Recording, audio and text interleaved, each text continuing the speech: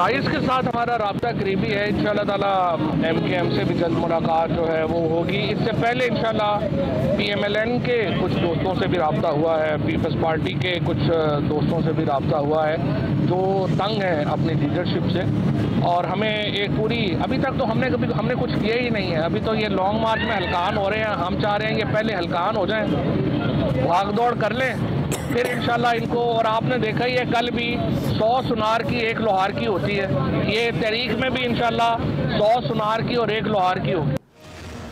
बिस्मिल्लाहिर्रहमानिर्रहीम। अस्सलाम वालेकुम नाज़रीन, आप देख रहे हैं प्रोग्राम एक्सपर्ट्स और आज के पैनल का हिस्सा हैं अयाज खान साहब, आमिर इलियास राना साहब, फैसल हुसैन साहब, ब्रिगेडियर रिटायर हारिस नवाज साहब और मोहम्मद इलियास साहब। नाज़रीन, गवर्नमेंट मुखालिफ तहरीक को गैर फाल करने के लिए प्राइम मिनिस्टर ने राब्तों का महाज खुद संभाला है। चंद दिन पहले उन्होंने जहांगीर तरीन से रब्ता किया और उनकी खैरियत दरियाफ्त की। और आज प्राइम मिनिस्टर वफाकी काबीना के शेड्यूल इजलास मनसूख करके लाहौर पहुँचे हैं।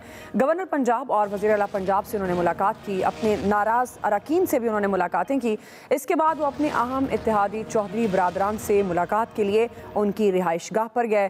अपोजिशन की सरगर्मियों और हुकूमती उमूर पर तबादला ख्याल किया गया। वफाकी वज़ीर इत्तलात फवाद चौधरी कहते हैं कि हुकूमत तमाम इत्तेहादियों से राब्ते में है और जल्द ही MQM पाकिस्तान समेत दीगर इत्तेहादियों से भी मुलाकात की जाएगी। अपोजिशन गुज़श्ता कई दिनों से तहरीक अदम एतमाद की कोशिश कर रही है। इसी सिलसिले में गवर्नमेंट के इत्तेहादियों से मुलाकातें मुकम्मल हो चुकी हैं। रवां हफ्ते अपोजिशन की 3 बड़ी जमातों के सरबराहान की हतमी मुलाकात भी मुतवक्के है, जिसमें तहरीक अदम एतमाद की तारीख का तयन किए जाने का इम्कान है। इसी मुनासबत से एक्सपर्ट्स के लिए पहला और बड़ा सवाल है। अयाज साहब, मैं आपसे आगाज़ करूँगी, चूँकि प्राइम मिनिस्टर की भी यहाँ मुलाकात हुई है, आप भी बड़ी यहाँ मुलाकातें कर रहे हैं। शहबाज शरीफ साहब से भी आपकी मुलाकात हुई, परवेज़ इलाही साहब से मुलाकात हुई, सिराजुल हक साहब से भी मिले। अपोजिशन की भाग दौड़ के बाद प्राइम मिनिस्टर ने जो राब्ते तेज़ किए हैं, पहले तो मैं ये जानना चाहूँगी कि प्राइम मिनिस्टर की चौधरी बरादरान से ये मुलाकात आपके ख्याल में कितनी नतीजा खेज साबित होगी? क्या प्राइम मिनिस्टर के राब्तों से अदम एतमाद का ख़तरा टल जाएगा? अच्छा, वो पता नहीं क्यों 2 मिसरे मेरे जहन में हैं जब आपने ये सवाल पूछा है। बदलता है रंग आसमां कैसे कैसे, और दूसरा ये है कि बहुत देर की मेहरबान आते जहांगीर तरीन के फ़ोन का आपने जिक्र किया और आज चौधरी बरादरान से मुलाकात का जिक्र किया, अगरचे पहले भी एक मुलाकात कर चुके हैं इमरान खान साहब। जहांगीर तरीन पार्टी के अंदर पॉलिटिकल ब्रेन सबसे बड़ा इनका था, वो दूर कर दिया इन्होंने। और चौधरी बरादरान बहुत काम आ सकते थे थ्रू आउट इनके, अगर इनके साथ ये क्लोज रिलेशनशिप रखते, इन पे एतमाद करते।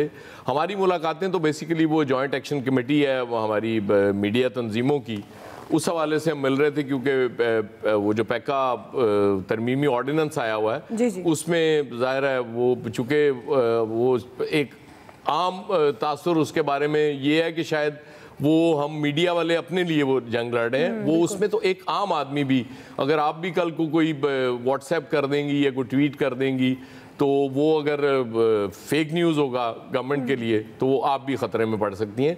वो इसलिए हम इज्तिमाई एक वो फाइट कर रहे हैं और इनकी मेहरबानी है। शहबाज शरीफ साहब भी और सिराजुल हक साहब और परवेज़ इलाही साहब, तीनों ने उस पर हमारे साथ खड़े रहने का ऐलान किया है। अब चौधरी साहब ने जो अभी तक हमें इतलात आई हैं वो तो ये हैं कि वो उन्होंने साथ खड़ा रहने का ऐलान कर दिया कि जी हम बिल्कुल आपके साथ खड़े हैं, अटल हैं, कोई इशू नहीं। शहबाज शरीफ साहब को हमने बता भी दिया कि 14 साल बाद आपको हमारी याद आ गई। मेरे ख्याल में जो मेरी इतलात हैं, प्राइम मिनिस्टर साहब के ख़िलाफ़ तो अभी नो कॉन्फिडेंस मोशन आ भी नहीं रही।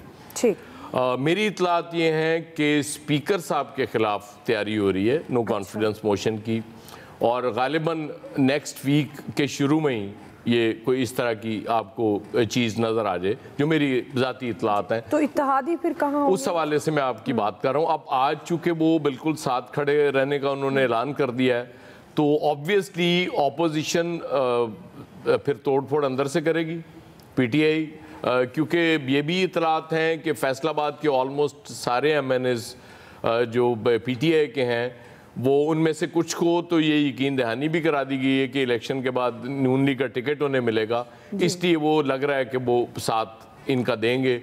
और भी स्पीकर के खिलाफ नो कॉन्फिडेंस मोशन का सबसे बड़ा फायदा ये होता है ना, कोई डिफेक्शन क्लॉज नहीं लगती। वो आप स्पीकर के खिलाफ पीटीआई के लोग भी वोट दे सकते हैं। तो मेरी ये ज़ाती इतलात है, आई डोंट नो कल को सिचुएशन चेंज हो जाए, मैं नहीं कह सकता, लेकिन आज तक ये इतलात ये है कि ये चीज़ फाइनल हो चुकी है कि स्टार्ट स्पीकर साहब से किया जाएगा। और अगर स्पीकर के खिलाफ अदम एतमाद कामयाब हो जाती है तो जाहिर है फिर स्पीकर ऑपोजिशन अपना कराने में, और ये भी मेरी इतलात है कि स्पीकर पीपल्स पार्टी से होगा, वो कैंडिडेट जो आएगा नेक्स्ट वो पीपल्स पार्टी का होगा। इसलिए आप ये समझ सकती हैं कि दो बड़ी जमातें जो हैं ये उस इशू पे इकट्ठी हैं। लेकिन ये मैं आज की इतला दे रहा हूँ, ठीक है, चेंज भी हो बाकी और दूसरा कल चलें वो खैर बाद में बात करें। सही जी। आमिर साहब देखें, मियाँ असलम साहब हमारे बड़े मुतर्रिक रिपोर्टर साथी हैं और जिस पुरजोश अंदाज में वो बता रहे थे तो यकीनन उनको कोई ख़बर मिली है तो जिस पे वो सारी बात कर रहे थे, हम उसी को सामने रखते हुए जो अयाज साहब ने बात की, मैं आऊँगा आपके पास अगस्त सितंबर 2014 जब धरना इमरान खान साहब ने शुरू किया तो फौरी तौर पे नवाज शरीफ ने एक 7 रुकनी कमेटी बनाई थी कि तमाम अपोजिशन पार्टियों से रब्ता करें और उन सब को ऑन बोर्ड किया और नवाज शरीफ की ढाल बनी सारी अपोजिशन उस वक्त सवाए पीटीआई के। फिर सितंबर 2018 अगस्त में इलेक्शन हुए, इसी प्रोग्राम में परवेज़ इलाही के नाम पे मैंने कहा था इमरान खान कभी उनको चीफ मिनिस्टर नहीं बनाएंगे, क्योंकि उन्होंने इतनी बड़ी तकरीरें कर ली हैं कि उनको समझ नहीं आ रही, जबकि उनके पास वाहिद ब्रेन, पॉलिटिकल ब्रेन परवेज़ इलाही है। जोड़ तोड़ परवेज़, मतलब बेशक जितना मर्जी क्रेडिट जहांगीर तरीन को दे दें, उसके पास पैसे का क्रेडिट था, पॉलिटिकल जोड़ तोड़ का नहीं था, वो बाकी और लोग कर रहे थे पीछे से बैठ के। तो जो काम चौधरी परवेज़ इलाही सिर्फ टेलीफोन और गुफ्तगू में कर सकते हैं वो बाकियों को जहाज़ों के साथ करने पड़े। तो ये बात इनको समझ नहीं आई। चौधरी साहब बहुत सख्त बीमार हुए जर्मनी, इमरान खान साहब को ख्याल नहीं आया, फिर वो बहुत बाद में ख्याल आया जी। तो अब जब हर तरफ से प्रेशर आया तो इनको वो विजडम याद आई कि परवेज़ इलाही के बेटे ने तो मुझे उस दिन चौक में खड़े होकर कहा था घबराना नहीं, मुनस इलाही ने, मतलब ये लोगों को कह रहे थे और इनको मुनस इलाही ने ये सबक याद कराया कि अब घबराना नहीं, अपने लोगों से कहना। अच्छा, ये तो बातें हो गई। अब अयाज साहब ने चूंकि बात कर दी है कि स्पीकर की, उसकी भी वजह है पीएमएलएन के पास जिन लोगों की क्लियरेंस मौजूद है कि जी इनके हमने टिकट देने हैं, तो उन्होंने कहा कि जो पीएम के खिलाफ अदम एतमाद है ना उसमें इनके नाम लिखें, इनके नाम से हम रिक्विजिशन में शामिल करेंगे। तो लोगों ने बताया कि स्पीकर सबसे पहले इनको बुला के तस्दीक कराएगा और इनके ऊपर डिफेक्शन क्लास लगा देगा। लिहाजा आप स्पीकर की तरफ जाएं पहले, असद कैसर के पास, उसको हटाएं, जो काम वो परवेज़ इलाही से भी लेना चाहते हैं ताकि वहां पे ब्रेक ना लगे। ठीक है, वो अब क्या होगा नहीं होगा, इमरान खान साहब मिलके निकल गए हैं, जरदारी और परवेज साहब का भी उतना ही गहरा ताल्लुक है जितना आज इमरान खान साहब ने बनाया है चौधरी परवेज़ इलाही से। तो ये अच्छी बात है। देखें, बिलावल चले हैं, वो अपना क्रेडिट ले रहे हैं। अगर अपोजिशन शुरू दिन से ठीक करती तो इमरान खान बिगड़ नहीं सकते थे। सही। कल आए हैं ना कि 20 रुपए का फायदा हुआ, हम भी कल कह रहे थे हम क्रेडिट देंगे, हम दे रहे हैं। वरना 10 और बढ़ने थे जी, ठीक है, और अब ये 10 वापस हुए। तो 20 रुपए का ये प्रेशर आया जब सियासत बाहर आई। जब आप साजिशों में लगे रहते हैं, सिर्फ जो 2 नंबर मीटिंगों में लगे रहते हैं, तो आपसे कुछ नहीं होता। जब आप निकले हैं, प्राइम मिनिस्टर को भागना पड़ा है। वो फैसल साहब तो ट्वीट 4 दिन से कर रहे हैं कि एमक्यूएम के दर पे भी जाना पड़ेगा कि नहीं जाना पड़ेगा, क्योंकि एमक्यूएम का असल में दर कोई नहीं है, वो ढूंढना पड़ता है कि किस दर पे जाएं, किसके पास जाएं। जो खालिद मकबूल सिद्दीकी साहब कहानी कर रहे हैं, उनकी अपनी कोई औकात नहीं, उनको तो वजारत से निकाल दिया इनकी अपनी पार्टी ने। जो वजीर साहब हैं, एक फरोग नसीम साहब, वो कहते हैं हमारे कोटे की नहीं है। जब वो तय हो जाएगा ना कि दर कौन सा है, या अपने दर पे ही बिठा के उनसे मुलाकात, क्योंकि प्राइम मिनिस्टर के पास तो ताजियत भी वो पीएम अपने पास बुला के कर लेते हैं लोगों से, ठीक हो गया। तो इनसे मुलाकात, अगर इनका कोई घर ना बना तो वो नहीं जाएंगे। चूंकि पॉलिटिकल कहानी है इसलिए मैं इसको समेटते हुए कह रहा हूँ, अच्छा हुआ है गेम बनी है और लोगों का ख्याल आया। सही। ब्रिगेडियर साहब दुआ देखें, बात यह कि पॉलिटिकली काफ़ी इस वक्त गर्मा गर्मी चल रही है और प्राइम मिनिस्टर का चौधरी साहब भारत के बाद घर जाना मीन्स के उनको नज़र आ रहा था कि हालात ख़राब हो रहे हैं। और जो कल उन्होंने प्राइस जितने भी किए अनाउंस किए हैं रिलीफ आवाम को देने के लिए, वो भी इसका मतलब है कि ही वांटेड कि इस वक्त थोड़े से हालात को ठीक किए जाएँ। बड़ा स्टिल फील कि अगर ये 2 या 3 महीने पहले प्राइम मिनिस्टर पाकिस्तान इस तरह की अगर तकरीर भी कर लेते और आवाम को रिलीफ भी दे देते तो आज ये नौबत ही ना आती। फिर उसके पास कोई नैरेटिव नहीं था। अभी भी आज भी इस वक्त अपोजिशन के पास कोई नैरेटिव नहीं है कि वो किस बिना पे गवर्नमेंट को चेंज करना चाहते हैं और खुद क्या करना चाहते हैं। आई थिंक मैं हमेशा ये बात करता हूँ, अब क्या नैरेटिव रह गया है? अपोजिशन क्या इससे ज़्यादा प्राइस कम कर लेगी, बल्कि डिस्टेबिलिटी ज़्यादा होगी जब एक नई हुकूमत आएगी और उसमें डिफरेंट पार्टीज के ग्रुप समझाने की डिमांड होगी, तो क्या ये पूरी की जा सकेंगी? एक ये भी सवाल है। ये पाकिस्तान के हमारे लेजिस्लेटर को सोचने की बात है जिन्होंने वोट देने हैं। फिर उसके बाद जिस तरीके से हालात चल रहे हैं उसमें यही नज़र आता है कि इस वक्त पीपल्स पार्टी जनरल इलेक्शन नहीं चाहती है। पीपल्स पार्टी किसी हालत में वो यही चाह रहे हैं कि जी आप अगर गवर्नमेंट चेंज भी करते हैं तो दैन 1.5 साल के लिए जो भी प्राइम मिनिस्टर बनता है वो हुकूमत चलाए, but then there is a lack of trust. Lack of trust ये है कि पीपल्स पार्टी नहीं ट्रस्ट करती PMLN के ऊपर। अगर PMLN के प्राइम मिनिस्टर शाहबाज बनते हैं तो अगर वो 3 महीने के बाद हुकूमत ख़त्म कर दें, समियाँ तोड़े, जनरल इलेक्शन अनाउंस कर दें, तो पीपल्स पार्टी कहाँ खड़ी होगी, वो क्या गेन करेगी? They will have a ट्रेमेंडस loss. ये फैक्टर है जिसकी वजह से इनके आपस में कोई फैसला नहीं हो रहा और मुझे लगता है कि ये इसी तरह चलेगा। अब वो जो अखबार में थोड़ी सी हवा भरी भी थी दोबारा निकल दी जाती। जी फैसल साहब, इसमें तो देखिए कोई शक की बात नहीं कि सियासी हवाले से सूरत हाल जो है ना वो मज़ेदार है, लेकिन ये कहना कि इमरान खान के लिए कोई परेशान कौन है ये अभी नहीं कहा जा सकता। देखिए चौधरी बिरादरान या MKM इनसे ज़्यादा अगर हुकूमत के ख़ात्मे के लिए कोई नतीजा खेज किरदार अदा कर सकते हैं तो वो जहांगीर तरीन साहब कर सकते हैं। अच्छा वो बीमार हो के और यकीनन बीमार हुए होंगे और वो पाकिस्तान से चले गए। एक तो पाकिस्तान की सियासत का मसला ये है कि सियासतदानों ने बीमारी को आगे भी जो है ना इतना मतनाज़ बना दिया कि लोग बीमार होते हैं यकीन भी नहीं करते कि बीमार हुए हैं या सियासी बीमारी है। बहरहाल वो पाकिस्तान से अचानक चले गए। इस हद तक तो जो उनकी एक्टिविटी को ब्रेक लगा है वो तो इमरान खान साहब के लिए जो है ना वो एक अच्छी खबर है।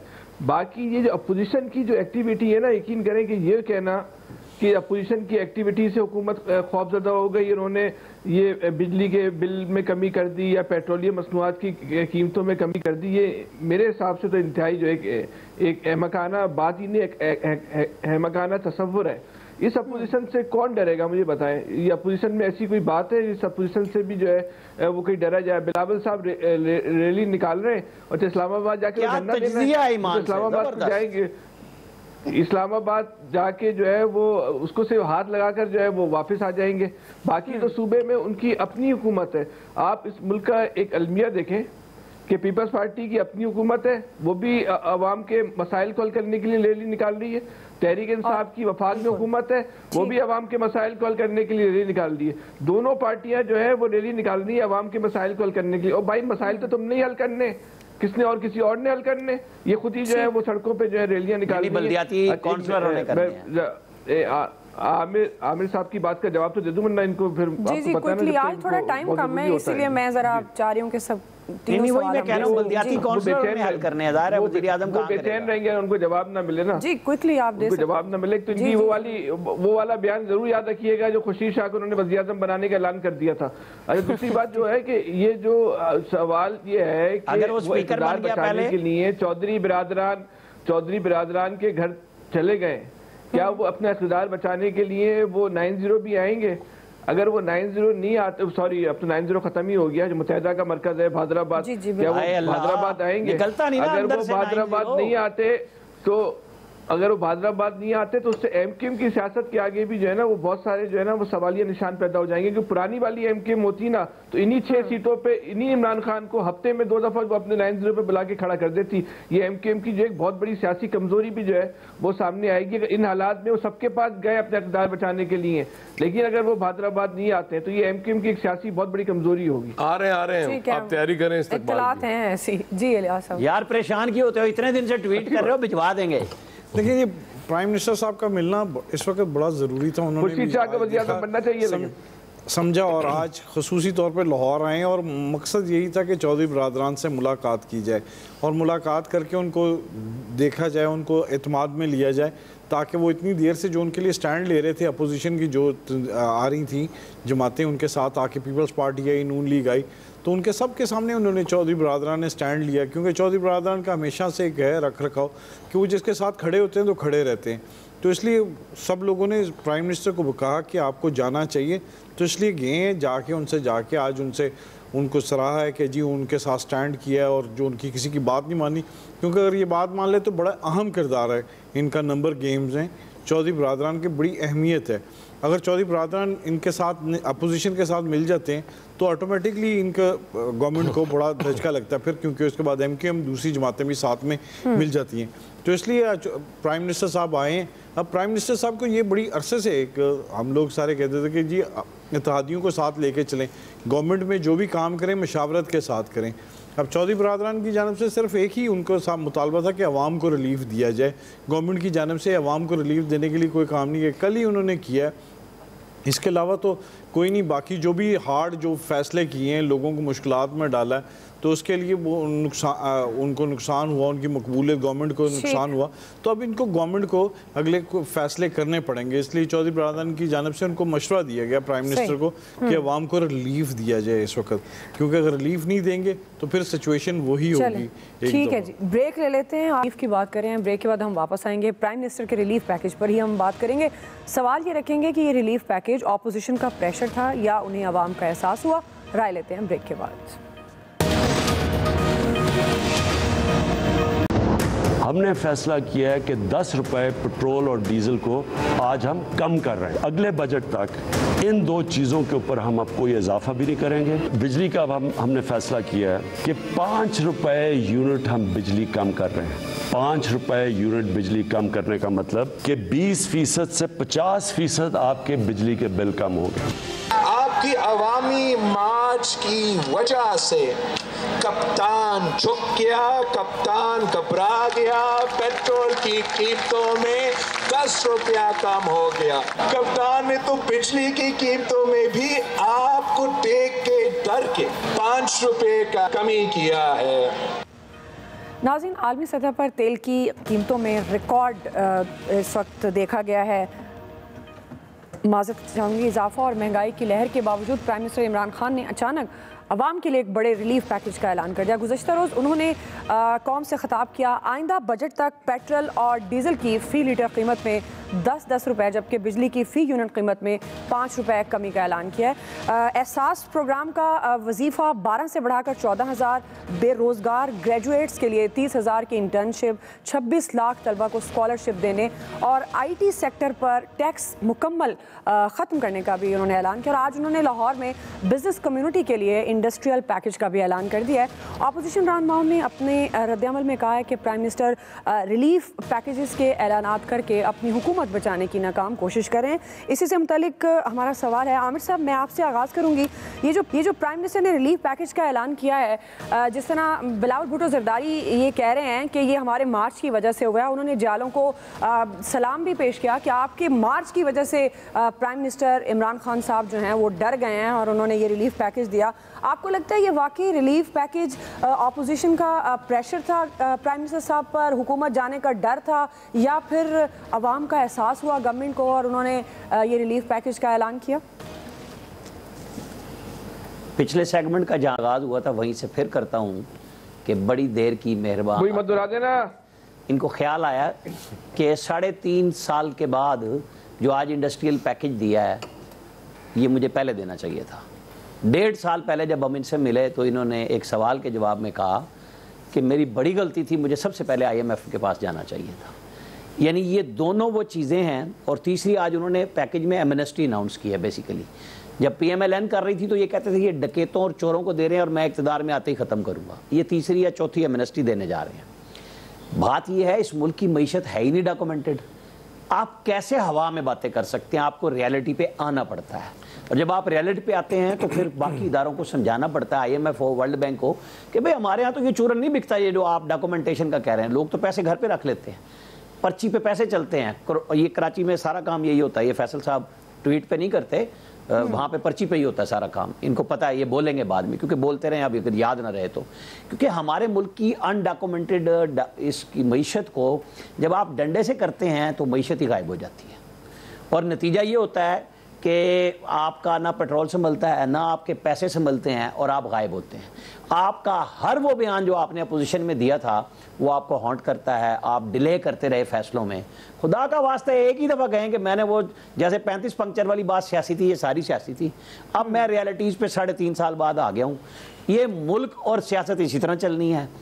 क्या इमरान खान साहब में और किसी और वज़ीर आज़म में किसी पार्टी का नाम हटा दें, कोई फ़र्क है? अब क्या ये वही नहीं कुछ कर रहे जो सारे करते थे? ये जो असूल की बात थी वसूल पे चली गई और हर जगह पहुंच रहे हैं, जाना पड़ेगा।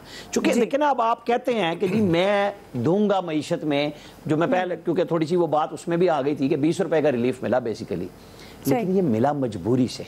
वो हमारे कुछ लोगों को तो समझ नहीं आती ना, मजबूरी शुक्रिया का नाम होता है कि भाई बहुत शुक्रिया प्राइम मिनिस्टर साहब, किसी भी अंदाज में मिला, हमें तो फ़ायदा हुआ आम आदमी को। मैं इनको फिर एक बात कहूँगा कि जनाब आप जब इस तरह का रिलीफ दें अपनी तमाम इंतज़ामिया को सूबों में सवाए सिंध के, आप कह सकते हैं कि पेट्रोल पंपों पे जाके चेक करें, क्योंकि जब पेट्रोल पंप को नुकसान होता है वो पेट्रोल कम कर देते हैं देना। यानी आपको 10 पॉइंट पे 1 लीटर बनता है तो 7.5-8 पे वो देते हैं, क्योंकि उनको आपने कल बहुत बड़ी डज पहुंचाई है और उन्होंने हमसे और आपसे वसूल करनी है।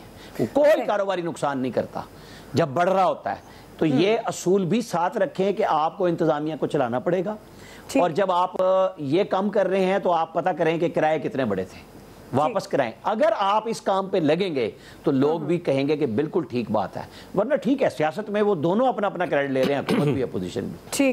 ठीक है जी, आया सर, ये बिल्कुल ठीक बात है। ऑपोजिशन के प्रेशर की वजह से, और जाहिर है मुश्किल में फंसे हैं, तो उन्होंने ये रिलीफ पैकेज भी दिया है।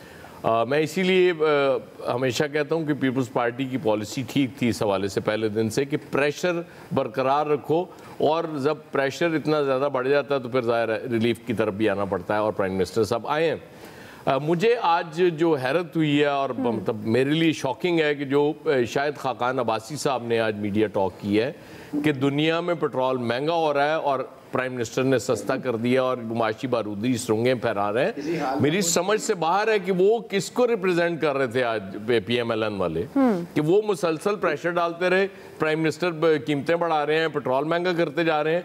अगर वो सस्ता हो गया, और आमिर बिल्कुल ठीक कह रहे हैं, 10 नहीं 20 रुपए का रिलीफ है, ये तो 10 महंगा होना था, उसकी बजाय उन्होंने 20 रुपए का रिलीफ दे दिया। बिजली, ये गवर्नमेंट के बेशुमार मिनिस्टर्स से बात होती थी, पेट्रोल तो था ही, बिजली इतनी महंगी हो गई हुई थी, लोगों के लिए बहुत बुरे हालात हो गए हुए थे। तो मेरा ख्याल है कि आज इंतहाई अनपॉपुलर ये मीडिया टॉक थी शायद खाकान अब्बासी साहब की।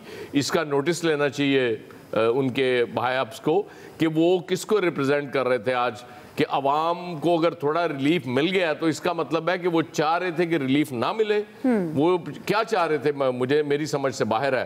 तो मेरे ख्याल इनकी जो शहबाज शरीफ साहब हैं, नवाज शरीफ साहब हैं, मरियम, उनको इनसे जवाब तलबी तो करनी चाहिए कि शायद खान अब्बासी साहब आप किसको रिप्रेजेंट कर रहे थे आज। सही है जी, ब्रेक ले लेते हैं हम। ब्रेक में यही सवाल हमारा होगा इलियास साहब, फैसल हुसैन साहब, ब्रिगेडियर साहब से पॉइंट ऑफ व्यू लेंगे ब्रेक के बाद। वेलकम बैक नाज़रीन। ब्रिगेडियर साहब, मैं आपसे आगाज़ करूंगी। ब्रिगेडियर साहब, आप अक्सर ही कहते रहते हैं कि अब जो है प्राइम मिनिस्टर को, हुकूमत जो है पाकिस्तान तहरीक इंसाफ की, अब इनको आवाम को रिलीफ देना पड़ेगा। आपको लगता है ये जो रिलीफ पैकेजेस का अनाउंस किए हैं, प्राइम मिनिस्टर ने ऐलान किया है, ये वो जो पेश गोइयाँ आप करते थे, या वो हैं कि उनको आवाम का एहसास करना पड़ेगा, या फिर अपोजिशन का प्रेशर है, अवामी मार्च है, पीपल्स पार्टी का, तहरीक अदम एतमाद का प्रेशर है? दुआ देखें, आई थिंक 3-4-5 महीने थे प्राइम मिनिस्टर पाकिस्तान को, बट मेरा एनालिसिस ये है कि इनको फिक्र थी कि अवाम में बहुत ज़्यादा बेचैनी है और रिलीफ देना चाहिए।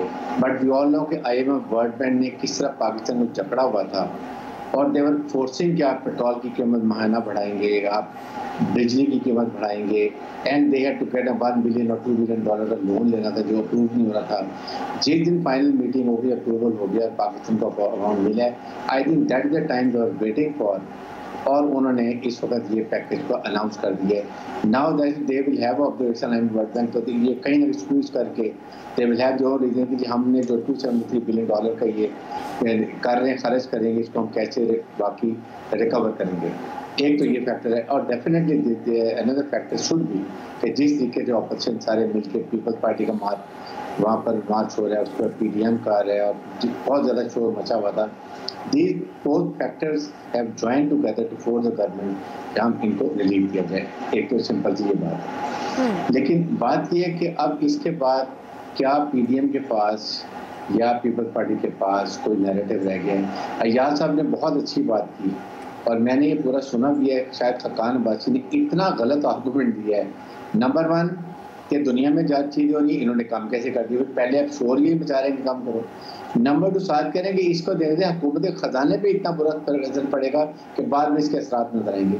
तो ये तो पहले बात यही चल रही थी, आप वो कर रहे हैं काम, तो आप इसको तो कहीं ना कहीं तो आप एक अच्छा करें कि एक अच्छा कौम है। जैसे अभी आमिर इलियास साहब ने कहा कि बात जो पॉजिटिव वो पॉजिटिव बात है, लेकिन अब इसको देखते हैं इस वक्त अब इनके पास कोई इतना बड़ा नैरेटिव नहीं रह गया है।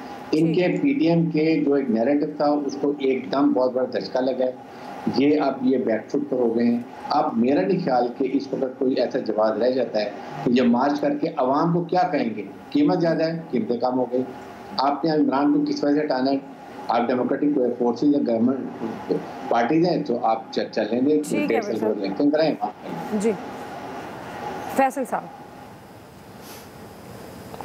देखिए मैं तो नहीं समझता कि इस मार्च से कोई इतना फ़र्क पड़ गया है कि इमरान खान साहब ने जो है वो रिलीफ दे दिया। इस वक्त कौम जिस सूरत से में फंस चुकी थी, पाकिस्तान नहीं चल रहा था, लोगों के साफ जवाब दे गए थे, हमें इस रिलीफ का जो है ना खैर मकदम करना चाहिए। अब जैसे वो अयाज साहब ने बताया खान अब्बासी की प्रेस कॉन्फ्रेंस है, वो जो एक अजीब व गरीब प्रेस कॉन्फ्रेंस की, लेकिन हमारे आमिर भाई ने सारी चीजें सुन ली। शायद खान अब्बासी की प्रेस कॉन्फ्रेंस आमिर भाई ने नहीं सुनी। चलो अच्छा वो अयाज साहब ने बता दिया। देखिए एक इशू देखें इस पर यह है कि आप पीपल्स पार्टी को आप क्रेडिट दे रहे हैं, आप इस वक्त 18वीं तरमीम के बाद वफाक के पास क्या है और सूबे के पास क्या है, तो जो तालीम की सिंध में सूरत हाल है उसका जवाब किससे पूछा जाएगा, जो बल्दियात की सूरत हाल है उसका किससे पूछा जाएगा, जो अमनोमान की सूरत हाल है उसका किससे पूछा जाएगा। देखिए आज की तारीख में आज 10 रुपए जो है कल रिलीफ मिला, आज 10 रुपए दूध की कीमतों में इजाफा हो गया। सरकारी कीमत दूध की जो है वो 120 रुपए फी किलो है। इस पर कराची में 150 रुपए फी किलो के हिसाब से जो है वो दूध बिक रहा है। ये दूध की कीमतें कंट्रोल करना जिम्मेदारी नहीं है, वो सूबाई जिम्मेदारी है। तो अब वो ये सूबाई हुकूमत जो सूबाई हुकूमत के हिस्से की जो जिम्मेदारियां हैं वो पूरी नहीं कर रही, उसकी जिम्मेदारी जो कौन है। अमन-ओ-मान के तबार से देख लें कि कराची जो है वो दुनिया का बदतरीन शहर हो गया। सफाई सुथराई के हवाले से देख लें कराची दुनिया का बदतरीन शहर हो गया। सेहत के हवाले से देख लें दुनिया का बदतरीन सूबा हो गया। ये कहते हैं कि हम वफाक से हकूक दिलाने के लिए निकले। भाई पहले अपने हिस्से की जिम्मेदारियां तो पूरी कर दो, जिसपे आप 13 साल से 14 साल से हुक्मरानी कर रहे हो, उसको आपने दुनिया का एक बदतरीन खित्ता बना दिया, उसकी आप उस पर जवाब देने को तैयार नहीं हो और आप जवाब देने के लिए निकले हो वज़ीर आज़म से। मतलब एक बाबर अकल बातें सिवाय आमिर साहब के अलावा कोई मुतमईन नहीं है। ठीक है इलियास साहब, बिकेगा कराची में चूरन बिकेगा। जाहिर है ये जो गवर्नमेंट पर एक प्रेशर आया अपोजिशन का, देखें जानब से मार्च हो रहा है, एक जानब से अदम एतमाद की तहरीक आ रही है, इत्तेहादी उनका साथ नहीं दे रहे, ये सारी सूरत हाल जो प्रेशर क्रिएट हुआ है, तो गवर्नमेंट ने देखा है, गवर्नमेंट को देखा उन्होंने देखा है कि कहाँ से उनके जो रेवेन्यू जनरेशन हुई है, जो देखा कि कहाँ से उनको सपोर्ट हो सकती है, तो गवर्नमेंट ने उधर कुशन देख के उस लोगों को सब्सिडाइज़ किया है, पेट्रोल भी और इलेक्ट्रिसिटी भी। तो उसमें जो किया है, क्योंकि उनमें देखेंगे अब थर्मल से ज़्यादा पैदावार करेंगे ताकि उसको ज़्यादा से ज़्यादा लोगों को रिलीफ दें और अपना नुकसान कम से कम करें। तो उस सूरत हाल में लोगों को रिलीफ दिया। गवर्नमेंट को देखना चाहिए दूसरे भी इस तरह के तमाम सूरत हाल। अब देखें इसको खाने पीने की चीज़ों को भी कम करना चाहिए। जो एक्स्ट्रा जो कीमतें बढ़ी हुई हैं, एक होती है इन्फ्लेशन, ये तो इन्फ्लेशन की भी हद भी क्रॉस कर गई है। जैसे गोश्त है, जो सरकारी रेट उसका 900 रुपये है छोटे गोश्त, लेकिन वो 1400-1500 रुपये मिल रहा है। इसी तरह दालें हैं, अगर 100 रुपये कीमत है तो उसकी वो 150 रुपये मिल रही है। तो वो जो तमाम जो सूरत हाल है, इसी तरह दूध की भी कीमत बढ़ गई, सारी चीज़ें जो ठीक है। इलियास साहब, माज़रत के साथ ख़त्म हो गया आज के एक्सपर्ट से इतना ही। फीडबैक दीजिएगा। ख्याल रखिए। अल्लाह हाफ़िज़।